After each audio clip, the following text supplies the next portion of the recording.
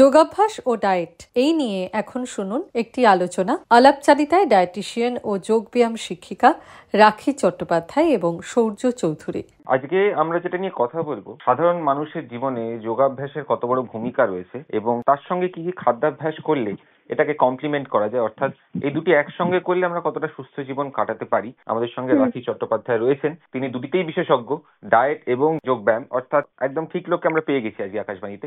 তো প্রথমে জিজ্ঞেস করবো যে সাধারণ জীবনে, যে আমাদের দৈনন্দিন জীবন, সাধারণ মানুষের জন্য কোন কোন যোগাভ্যাস করলে আমরা আমাদের যে কটা যেসব সমস্যা রয়েছে যেগুলো আমাদের জীবনকে বেগ দেয় সেটাকে কিছুটা লাঘব করতে পারি। আজকে আমরা যে ধরনের একটা লাইফস্টাইলের মধ্যে দিয়ে যাচ্ছি, যদি নিজেকে সুস্থ রাখতে হয় তাহলে কিন্তু একটা প্রপার ডায়েট অ্যান্ড সারাদিনে অ্যাটলিস্ট 10-15 মিনিট হলেও যোগাভ্যাস, এই দুটো ছাড়া আমরা সুস্থ থাকতে পারবো না।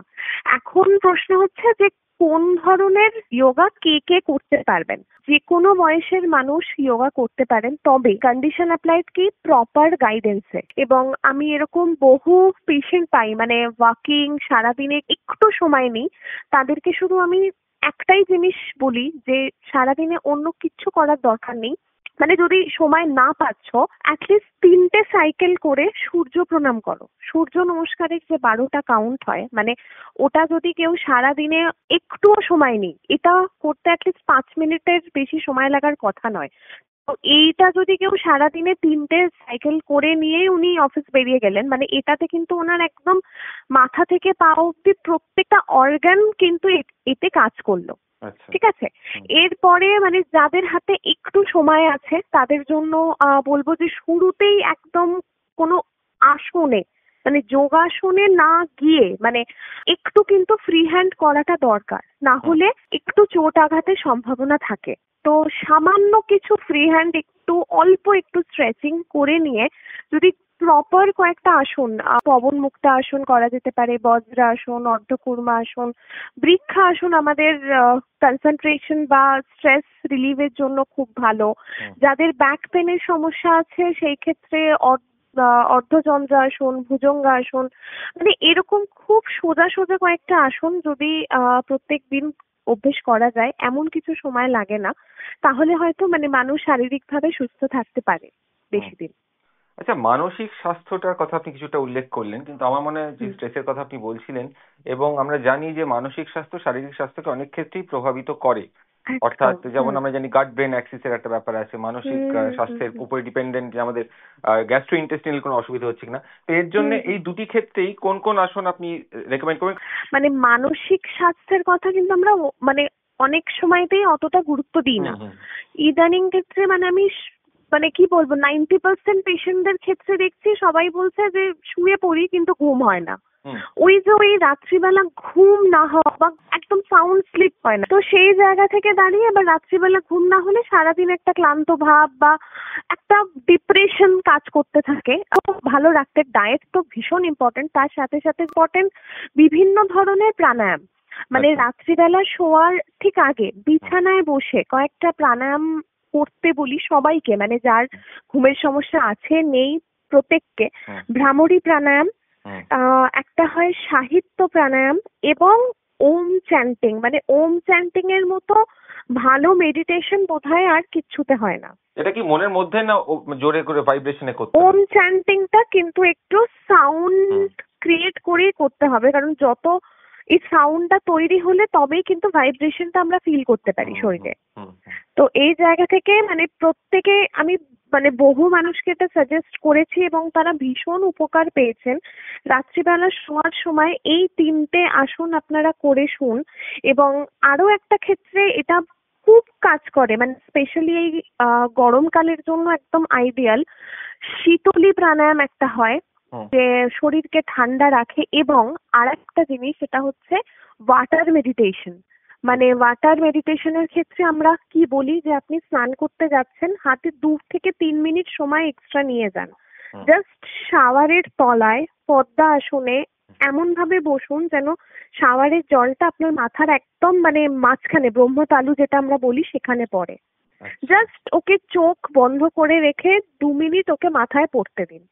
তারপরে আপনি দেখুন সারাদিনে আপনার মধ্যে কি চেঞ্জটা হচ্ছে। এবং সকালের মেডিটেশন নিশ্চয়ই আলাদা হবে তাহলে রাতে?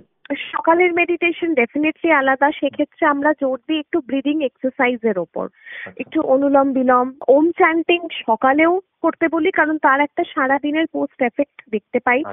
ভস্ত্রিকা প্রাণায়াম সকালে করতে বলি। অনেক সময় হয়তো যোগ ব্যায়াম আমরা করছি বা অন্য কোনো ব্যায়ামও করছি, কিন্তু এই ব্যায়ামের সঙ্গে সঙ্গে যে খাবার দাবার খাওয়া উচিত যাতে আমাদের শারীরিক মানসিক স্বাস্থ্য কমপ্লিমেন্টেড হবে এই ব্যায়ামগুলোর সঙ্গে, সেগুলো নিয়ে যদি একটু কথা বলেন। আপনি যে ব্যায়ামগুলো রেকমেন্ড করেন বা শেখান আপনার স্টুডেন্টদের, তাদের কি কি খাবার খেতে বলেন বা কি কি খেলে তার উপকৃত হবে? আমি তাদেরকে সবসময় বলি বাড়ির খাবার খাও এবং সবকিছু খাও।